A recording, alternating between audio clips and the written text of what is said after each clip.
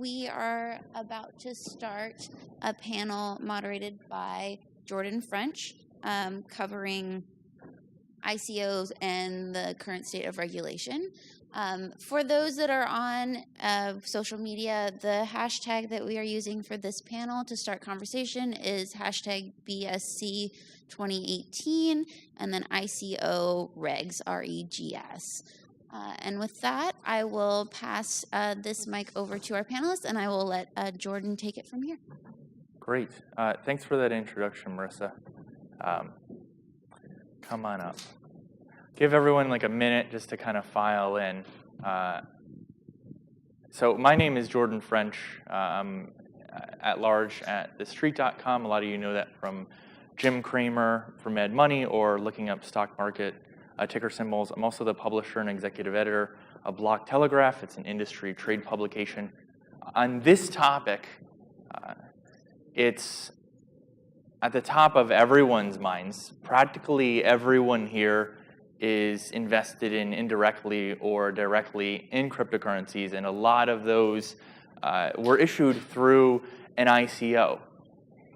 On the other end of that are regulatory bodies, namely the Securities and Exchange Commission, which for many who are in the know and not in the know has looked like a dark specter looming large, certainly throughout 2018.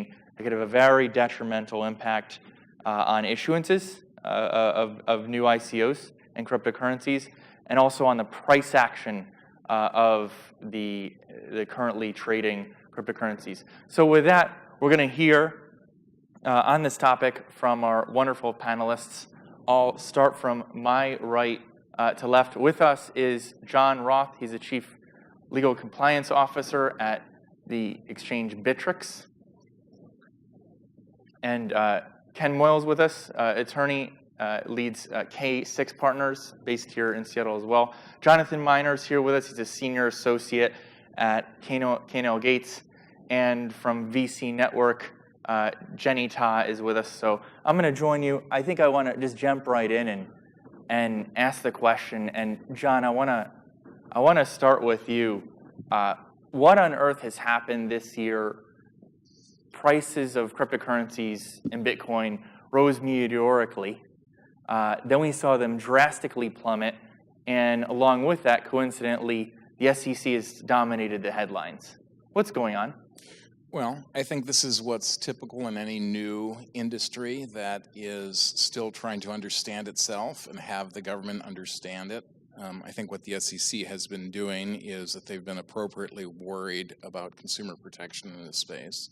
And I think there are a lot of examples where consumers have gotten hurt in the ICO space as well as just the general cryptocurrency space.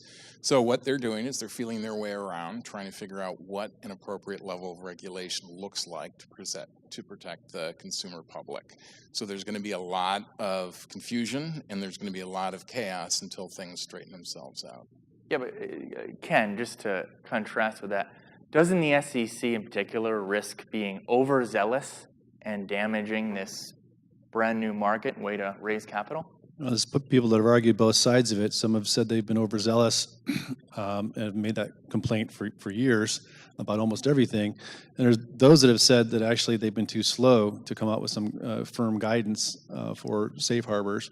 I think my personal feeling is, to echo your point, they're trying to figure out what's going on. They're trying to catch up with us so they can lead.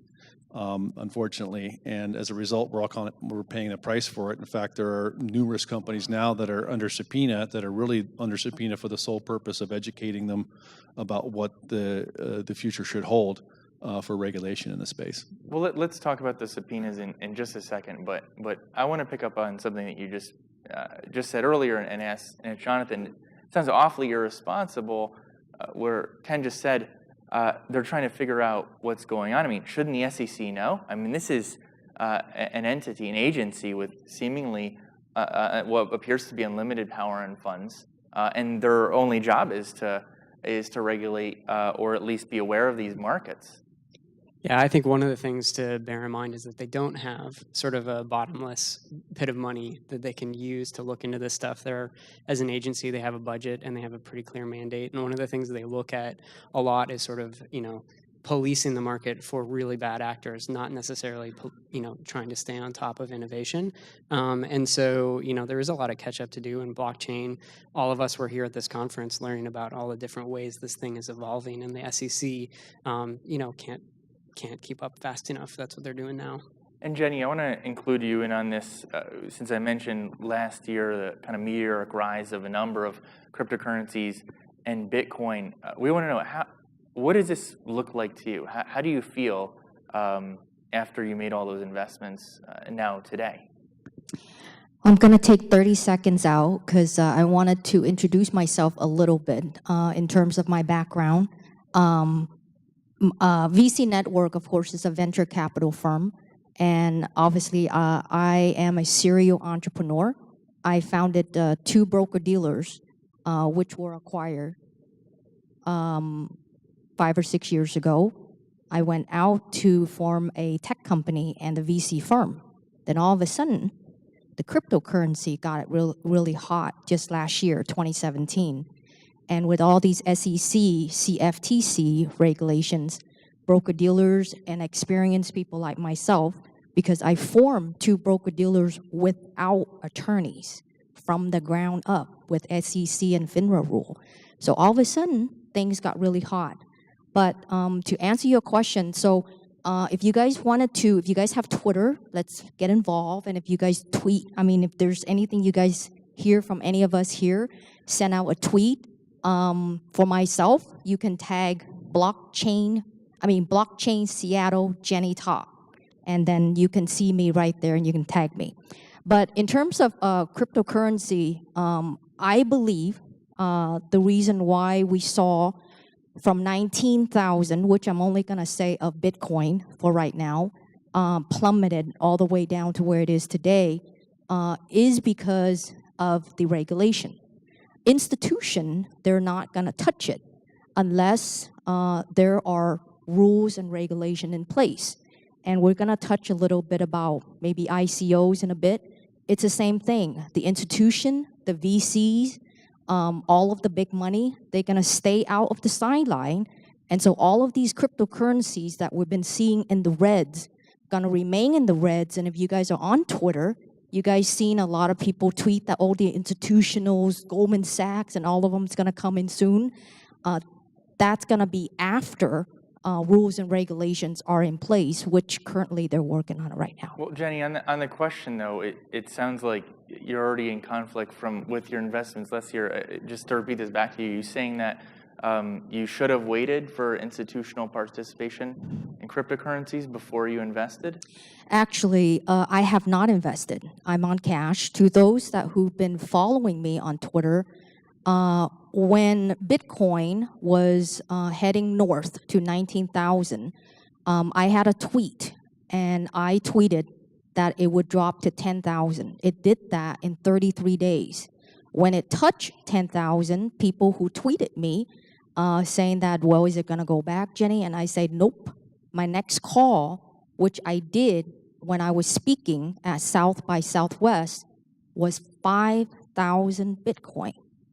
And so far, that's pretty accurate. So no, I've been, bits and pieces here and there, more or less like a trader in now. But in terms of long-term as a holder, I have not put big money in it, because as a Wall Street or as an ex-Wall Street person, I'm like my other friends. Until the rules and regulations are in, we're not going to touch it. The number one thing is basically where you hold the money that's most important. Okay, great. So yeah, just to clarify your position, you're staying out of this market, and you've stayed out of this market until some sort of regulatory clarity has come into place.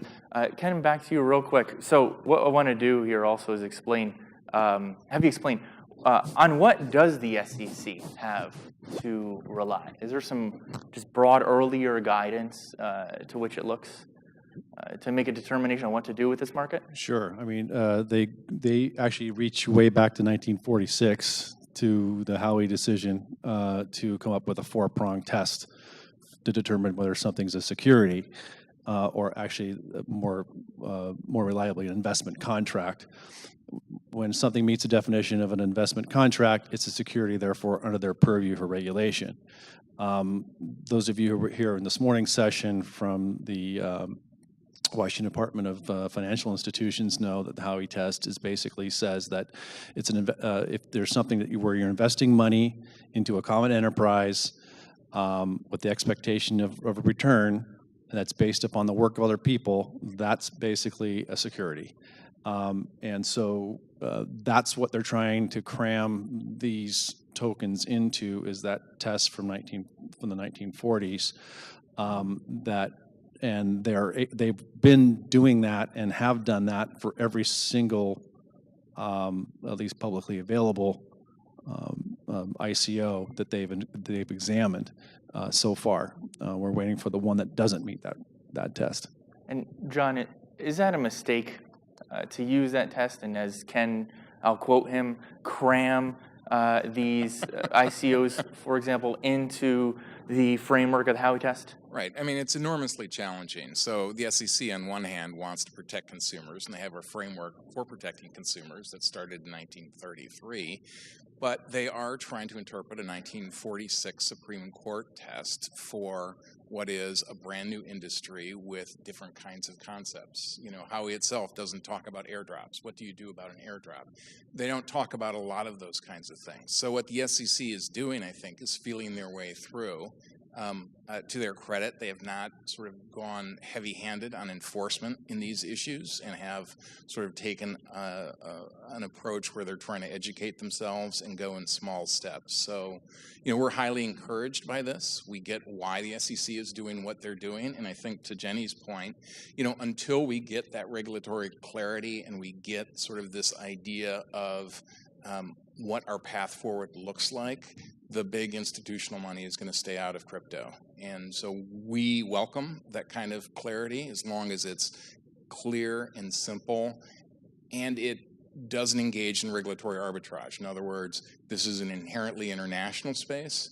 So it's not just the U.S. crypto market that we have to worry about. We have to worry about crypto markets all over the world and what they are doing. So right now it's a little difficult because investors, if they have a choice between the U.S. market, for example, and a purely unregulated market, often go to the unregulated market. Well, let's touch base on those jurisdictions Sure. in a few minutes. I want to go to Jonathan Miner on this. You're a practicing attorney, and your clients hire you, and you have to tell them something, even though it sounds like the SEC has been relatively opaque or confusing for most participants in the market, and they only seem to largely have the Howey test from the highest court and judicial branch to run on. What do you tell your clients in that kind of environment? Yeah, so, I mean, you be honest with them about the lack of regulatory clarity in the plans that they have for raising money with a token offering, and you, at least in my shoes, I steer them towards doing an offering under one of the exemptions that's currently available in the securities laws. And it's perfectly fine to do a securities token offering. You can offer securities that are tokenized on a blockchain under our existing sort of exemption framework. And that's something that is quite frankly, we're at the very sort of cusp of that becoming probably a much bigger thing over the next, year to two, until regulators come up with a way to sort of more properly address sort of token offerings of one kind or another. It's possible to do them under current exemptions. And Ken, Jenny's waiting for this framework. Jonathan and John elucidated on it. Is there really something coming, and when? It's a really good question.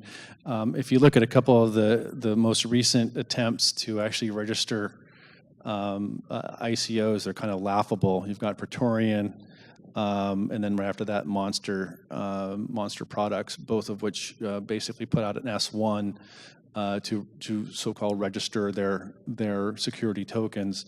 and they were so And poorly. explain real quick, Yeah.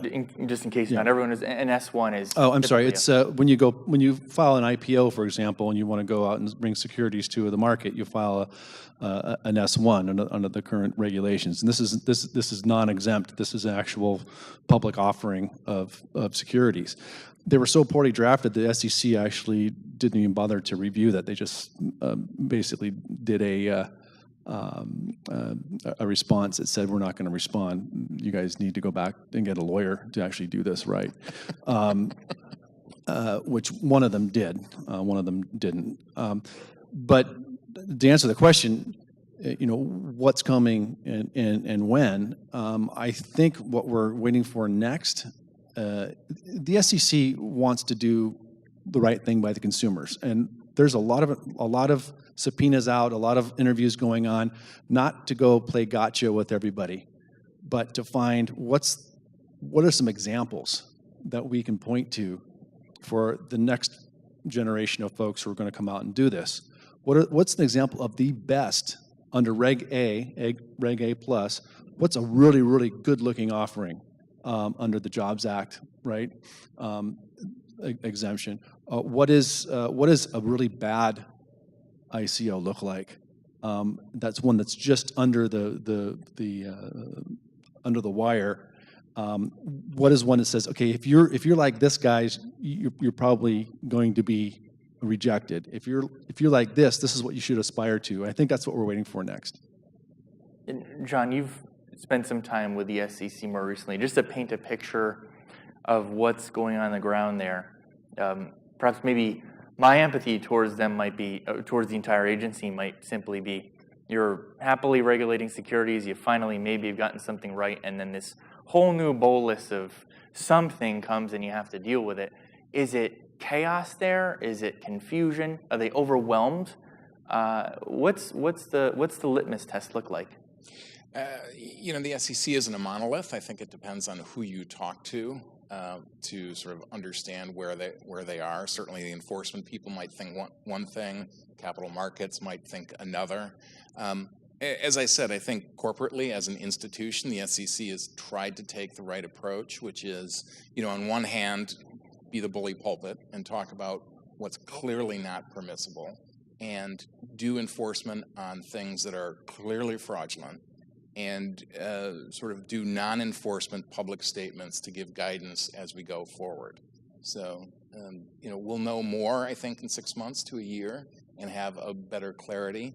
And, there are other kinds of methods that are being used. For example, the ATS, the Alternative Trading System. That's something that Bittrex is now exploring and have actively partnered with another company to be able to have an exchange that is able to trade securitized tokens. So we're really looking forward to the future when it comes to those kinds of things. And let's definitely talk about STOs and securitized tokens a bit later. Jonathan, one thing I want to do too is pick up where John just dropped a few nuggets of what has happened so far with the SEC in terms of enforcement.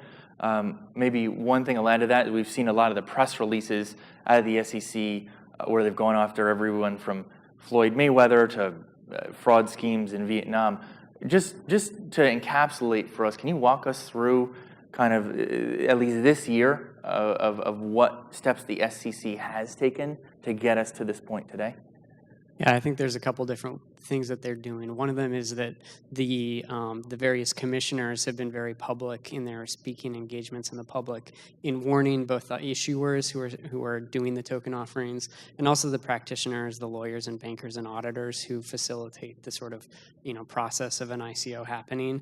I was at that's one track that they've taken. I was at a conference in California in January where Commissioner Clayton basically pointed at a room full of 1,000 securities attorneys like myself and said, you guys basically need to stop this. It was more or less the message to us. So, that's one track they've been taking. The other track is obviously the subpoenas that we've talked about. And then there's been, some of the enforcement actions like the Munchie example where they sort of said, hey, this is one that's not going to fly, shut it down, end it. And then they've also been following that sort of the fraud line where they are picking out ones where there's clearly no legitimate business model happening and they're just using their hammer to knock, to sort of stop those. So that's what we see right now. I don't know. There's rumors of them sort of, coming up with some better guidance, some sort of sandbox to play in, some regulatory sort of framework through their rule-making authority, and that may or may not happen, in the 6 month to 1 year time frame, and that's much more opaque, hard to read what's happening there. And Jenny, on this note, it's important. I want to ask you. You mentioned earlier that you do some trading. How much do you pay attention to the SEC and headlines based off of what Jonathan just established, which is they've been quite vocal?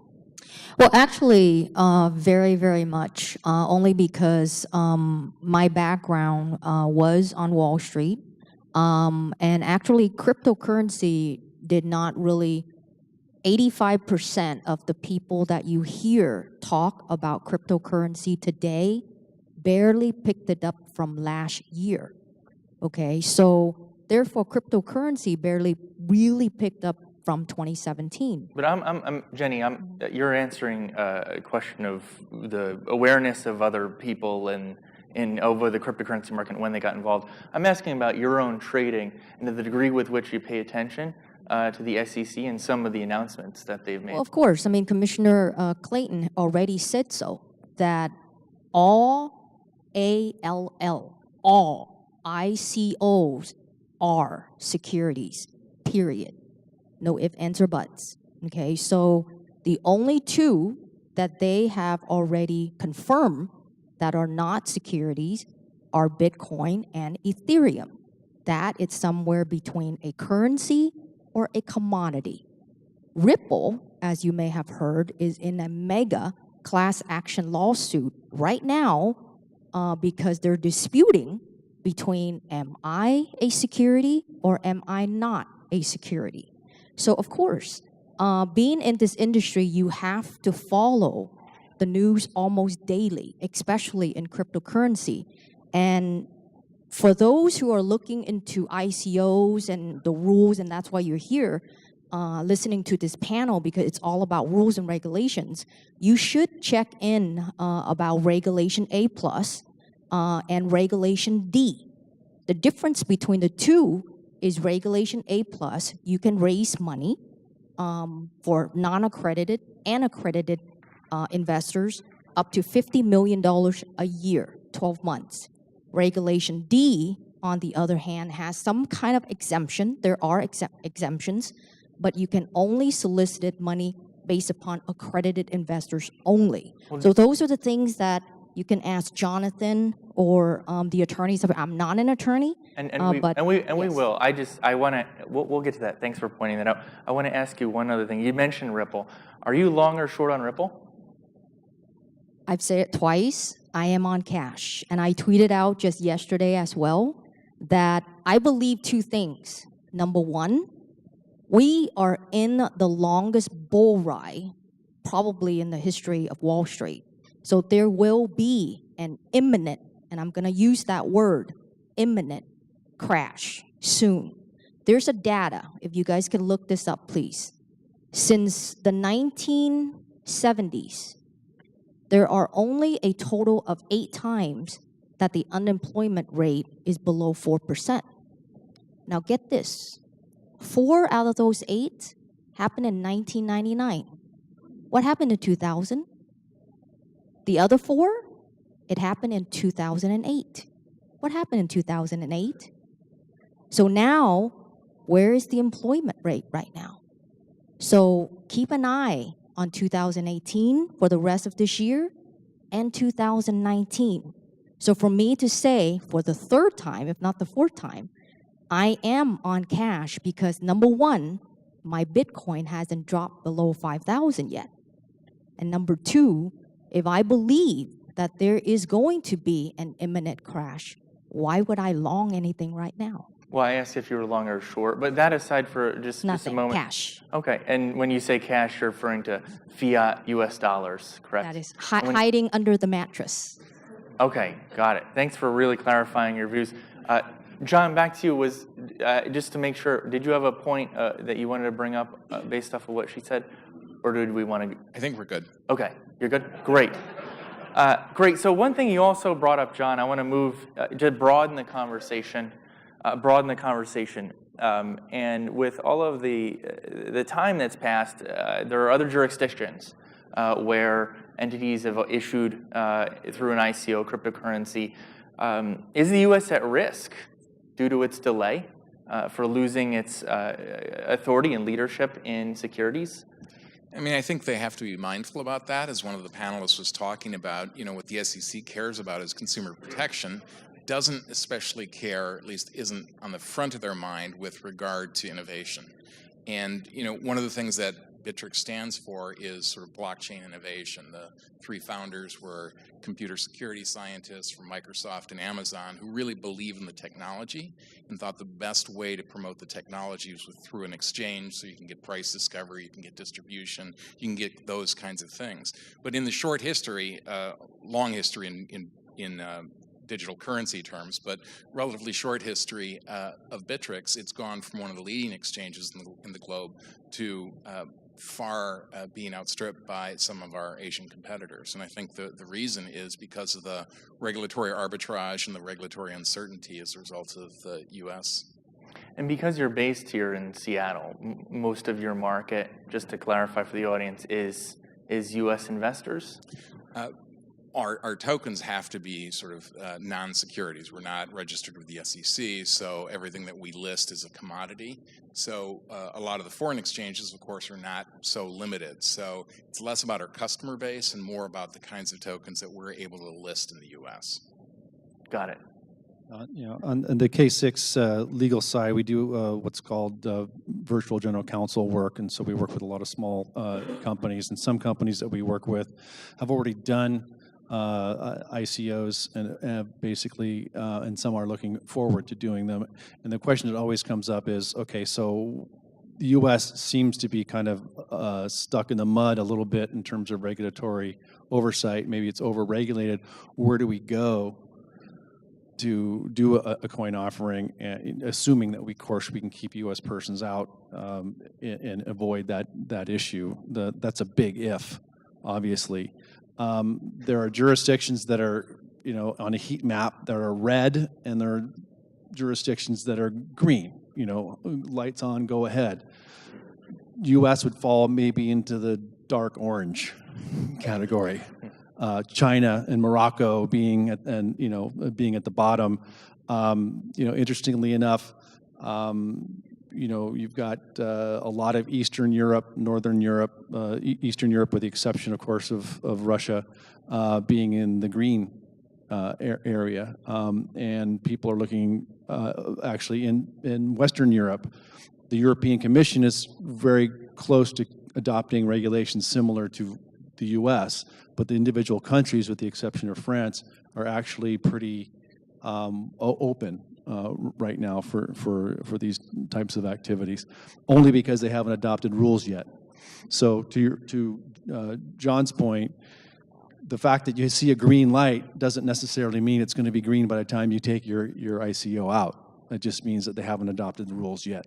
And just a follow-up, now you're talking, Ken, on this note, what's the strategy in these countries? Is it perhaps that it's just a land grab for new capital formation, and then they'll increase their regulatory scrutiny or architecture and perhaps imitate the U.S.? Or is it the other way around, that the U.S. and the EU are having an oh shit moment and want to move in the direction of a Gibraltar or a Malta?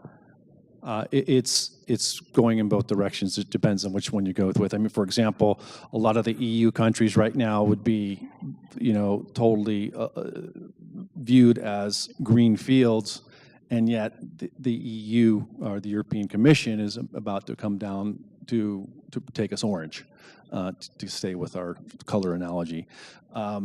And so that's the oh shit part of it. And then you have the folks that want to be kind of a safe harbor, an island in the storm, like the Maltas and things like that. So just like we have here in the U.S., we have states that are trying to do that. Wyoming trying to be kind of a safe harbor for crypto, whereas you've got preemption by the U.S. So it's very difficult to kind of discern whether you can do anything with the Wyoming law at all versus the overarching federal laws that preempt. And John, I want to go back to you, and then I'll go to you, Jonathan.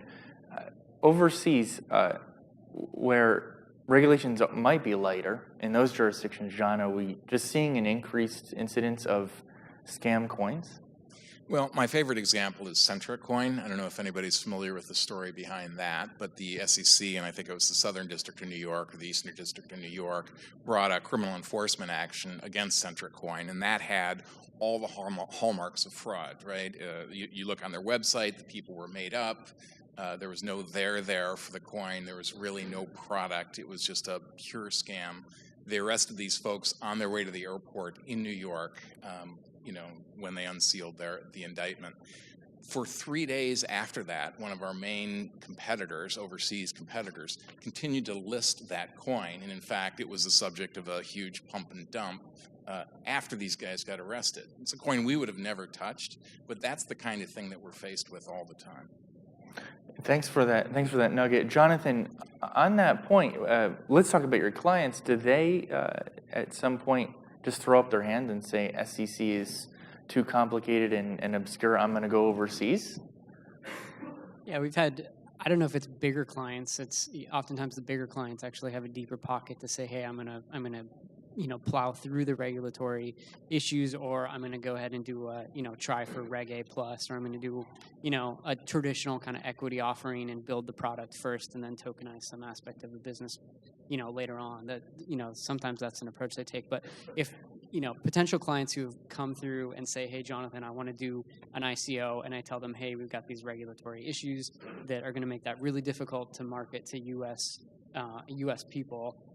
Some of them, just disappear, and then later on I'll see that, yeah, in fact, they went and they did an ICO through, Singapore or Malta or wherever, set up something in the Cayman Islands and used to market or somewhere. So, I honestly don't know the plumbing of exactly how they, how some of the overseas kind of ICOs work, but I do know that, there's 5 or 6 different websites out there that'll show you the ICOs happening around the world, and there are hundreds of them still going on. So, yeah, it's in general, though, it's just to summarize, at least all of the panelists, it sounds like there's some reversion to a mean or median or directionally to the middle. Is that fair to say, Ken? It's just determining where the middle is. I think we're sitting here in Seattle in the U.S. We're very focused on what the United States SEC is doing and we represent the largest capital market for these tokens. So we're important, but we're not the be all and end all. And Jenny, I have to ask. The last time you spoke, it sounded like you're very bearish on certainly at least U.S. capital markets. I want to talk about the world from a cryptocurrency and ICO standpoint. Do you see any opportunity to invest, in contrast to the U.S., invest elsewhere? Like us as in U.S. citizen investing As elsewhere? in you. Oh, myself. Okay. You, Jenny, tell. Sure. I wanted to correct a little bit. Remember I just mentioned about the 8 times unemployment rate of 4% or lower? 4 of those times happened 4 months prior to 1999. The other 4 months happened this year, not 2008. My apologies. 2008 was subprime. So that 4 months of unemployment rate below 4% this year. Okay, so that's why I'm bearish. Now, to answer your question, if I'm bearish in the stock market, obviously money is going to transfer from one entity to another, meaning if I believe real estate is going to fly, then I may roll my fiat cash from Wall Street to real estate. But I too believe that real estate is going to drop because interest rate is going to fly, okay? So therefore, I am actually long-term bullish on cryptocurrency. But there are over 3,000 coins in the crypto world. The million, or let's say the billion-dollar question is, where would I bet my farm, right? So I can certainly tell you, because my last panel, I did say that I would bet my farm on Bitcoin. But there are one or two other coins of the 3,000 coins out there or more that I would still bet the farm on as well. So unless, as we're waiting for Wall Street to Jenny, is crash. your point that those two other coins besides Bitcoin, well, could argue that Bitcoin is kind of like not doesn't have a jurisdiction, but are you saying those other two coins that you're about to name are somewhere abroad or were issued somewhere outside the U.S.? No, I mean, there's certainly the top 10, and I wouldn't name them right now. I would name Bitcoin because, I again, was asking, since you're rather bearish in the U.S., and you've said that a few times, whether there was some opportunity abroad. Cryptocurrency is not just U.S. Cryptocurrency is global. Exactly, and Okay. so hence my question, do you see an opportunity abroad? In terms of what? Cryptocurrency, or in terms of... Yes, which is what we're talking about, is cryptocurrencies. Yeah, I mean, certainly right now, like I mentioned, I am long-term bullish, but I believe short-term, cryptocurrency still has a further bottom to go. From now through the end of the year, cryptocurrency are going to drop further. And after that, I am a long-term bull. Okay, thanks, Jenny. So, Thank you. John, back to you. One thing I want to talk about, and you mentioned earlier, was the STO and the security token. It's now getting to be at the forefront of everyone's minds. It appears like it might be the direction of this market. Is it? Well, it's going to be one of the directions of the market. I mean, certainly, there's this idea of capital formation and that you're trying to raise money for some sort of idea, and that is going to be a securitized kind of a concept that is appropriate for a registered exchange. But ultimately, you're going to do something with the cryptocurrency. I mean, you're going to do something with the token, and that's the whole point behind, for example, why Bittrex exists, is because we think that the use cases for the blockchain are enormous. You can't have a blockchain without cryptocurrency. So there has to be a way by which those get distributed to the retail investors and used. And the only way to do that is on an unregulated exchange that is not actually exchanging securities. So I think this is going to probably be a two-phase kind of a thing. If you're trying to raise capital, you're going to be on one exchange. And if you're attempting to actually use it and distribute it and get sort of price discovery for miners and those folks, well, that's going to be on a separate exchange. So we're going to see, I think, two different kinds of exchanges. Where do you see that? Where do you see that difference, and how do you see that unfold? Just for example, Bittrex, is, like you said, is largely a commodity exchange. Would you also, in addition to that, make a market for security tokens? Right. It's exclusively a commodities exchange. I want to be clear on that. No. Yes, that's exactly right. So there would be two exchanges.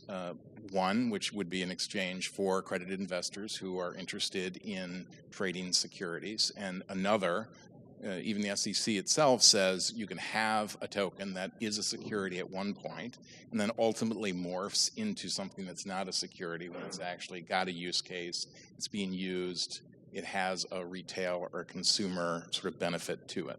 So that's how we think the market will ultimately sort of play out. And Ken, when is this security token market coming? It looks like there's maybe 6 or 7 now security tokens that trade out there. It's nascent. It's already here. I mean, it really is a name change, and it is a sort of an admission that we got a little bit ahead of ourselves back in 2017, calling everything a utility token when it certainly wasn't. And now, as we start drawing back and retreating from that, we're actually going to see cases where indeed there are utility tokens, because a lot of these companies are now building products, or they're getting funded through angel money first, and then going out and doing a pre-sale, and then doing an ICO or an STO with a product that already exists. Now, arguably, they have one prong of the Howey test that they can X off and actually not qualify as a security. And to your point, John, Clayton has already said there's mutability of tokens. They can actually move back and forth in between those characterizations.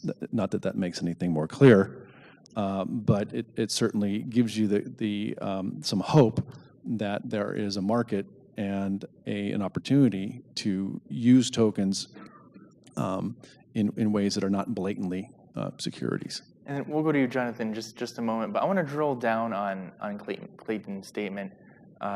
It's not apparent what he's exactly referring to, and I don't want to put words in your mouth, but is Ether one of those that appears to have transferred from being what looked like initially security to a commodity, or is there some other example that you could point out that could illustrate his point?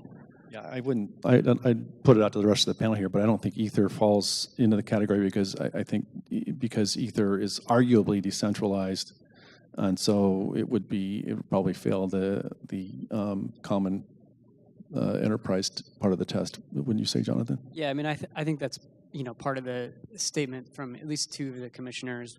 Kind of looked at Ether and said at this point it's sufficiently control is sufficiently distributed that you don't meet that prong of Howey where you're reliant on a common enterprise or on a group of people who are actually going to the work of others piece. So that's probably a piece of it. I think the thing where it's going to be more interesting is if you have and maybe Filecoin is an example of one of these that might evolve that way, but where there is a clear company that still remains at the center of it, but the use of the token itself has morphed from being a fundraising vehicle to being a thing that really is being used by people, for a utility, for an actual product in some way. I mean, I think the distinction is, and we've heard it called, I call it the Chuck E. Cheese test, right? If I can sell a token to use in Chuck E. Cheese, I can sell you a bunch of those little slugs that they make. If the Chuck E. Cheese hasn't been built yet, and I'm pre-selling you those coins so that I can build the Chuck E. Cheese, God knows we need another one. But if I pre-sell you those coins, that's an investment, and you're relying on me to build that business. If the thing's already built, and I sell you those tokens, that's revenue. I'm just basically getting some deferred revenue from you that you're going to eventually have to spend with me, and that's taxable, but it's not a security. And Jonathan, I want to just dovetail right back into something you were talking about, and I want to look backwards too at this ICO market. There's this idea that's been floated out there that the SEC, due to what sounds like Ken said earlier, a lot of them were probably issuing securities through these ICOs, that they'll retroactively require them to register. Do you find that to be accurate, or what can you tell the audience about what they can expect from the SEC when it at some point faces or doesn't the existing ICO market? Yeah, that's a really tough question. I think that part of what we're going to see is the SEC forcing some folks potentially to sort of to do public disclosure as if they were a public company, to sort of deal with the fact that they essentially did an IPO without registering their stuff. I hope that what happens for most of them, though, is that the SEC looks at it and says, what you did at the time that you sold these tokens was problematic under the securities laws, but you've now sort of met this new squishy test that we've put up that you're sufficiently either decentralized or the thing you've actually built your business now, and these tokens have a real use case that's not fundraising, so they've morphed across this line, and so we're not gonna force you to do some kind of disclosure, but maybe we'll slap your wrist and hit you with some fines or do something. I would imagine, because the SEC, again, has a small budget and they don't have a million people to go after every single instance of token sales, I imagine we'll see more of that. It's certainly some attendant risk. We're low on time. I just have a yes/no question for you, and then I want to open it to the audience. For those who do hold cryptocurrencies that, as Jonathan has established, a lot of them might actually be securities, and the SEC might take action at some point. Should cryptocurrency holders just be selling? Did you say one word? I have two. My answer is hell no. Okay. Of course, you don't sell. You hold on Great. to it. So, Great, thanks. I want to make sure I think we have time for probably at least a few questions if you're quick and efficient about it. For those in the audience, if you could just stand in the approach, I need to get you a microphone rather. Gentleman up in front. And just say your name first. My name is Brock Freeman. So earlier on, you alluded to other countries perhaps having they haven't established rules yet. But is there any good example of countries that have perhaps gone further than the SEC or really have put out at least an initial set of guidance that may be more progressive, that may take advantage of the inherent transparency that we could get or see through blockchain? Can you point to any countries that have done that yet? Yeah, it's interesting because once a country puts out guidance, they're automatically assumed to be more restrictive because they've got guidance now. But in that vein, I would say Singapore is one of the more heavily regulated and yet accommodating type of jurisdictions.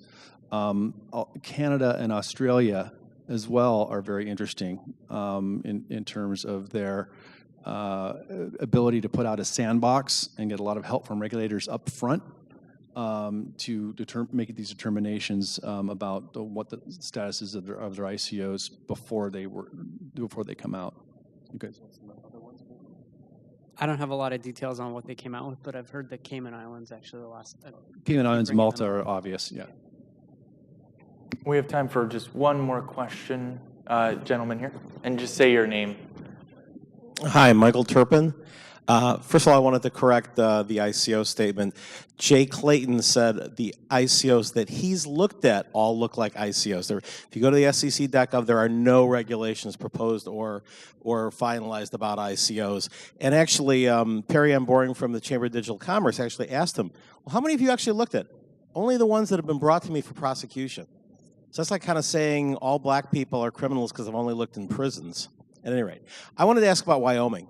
So since Wyoming has actually passed a law unanimously saying that an open blockchain that is prepaid software or services is exempt from securities laws in Wyoming, is exempt from money transmission, and is deemed to be property, and Wyoming has said just simply buy it in a Wyoming LLC and you can buy it from any of their states. Why would the feds come after Wyoming when they haven't come after any of the states for marijuana when there's actually laws in place? I'd be interested in your thoughts. I could maybe take that one. I don't know what you mean by come after Wyoming, but I think suing. The issue. So in other words, if I go and do an ICO in Wyoming, and I go in and do what Wyoming says and let people from New York buy it in a Wyoming LLC. The way the setup works in the U.S., though, is that federal law preempts. So if you're able to do that only in Wyoming and the only people who buy it are based in Wyoming and no one ever trades those outside of Wyoming, then you're fine and no one's going to come after you. But if you do it you raise money from people outside of Wyoming, then you're implicating federal laws. So they say if you keep it in a Wyoming LLC, it stays in Wyoming. Is that true or false or fuzzy?